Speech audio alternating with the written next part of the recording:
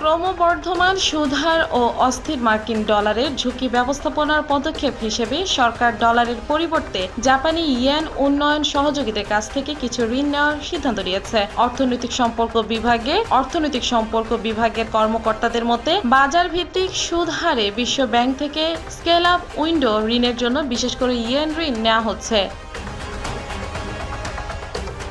তারা বলেছেন, জাপানি মুদ্রায় বিশ্ব ব্যাংক থেকে $300 মিলিয়ন বাজেট সহায়তা এবং একটি প্রকল্পের জন্য $400 মিলিয়ন সমপরিমাণ অর্থ নেওয়া হচ্ছে। বিতরণের পর ডলার কিনতে জাপানি মুদ্রা ব্যবহার করা হবে বলে কর্মকর্তারা জানিয়েছেন। তারা বলছেন, কিছু সাময়িক ক্ষতি সত্ত্বেও এটি বাস্তবায়ন ঋণের সুদ ও আসল পরিশোধের চাপ কমিয়ে দেবে। ইআরডি, অর্থ বিভাগ ও বাংলাদেশ ব্যাংক যৌথভাবে এই সিদ্ধান্ত নিয়েছে।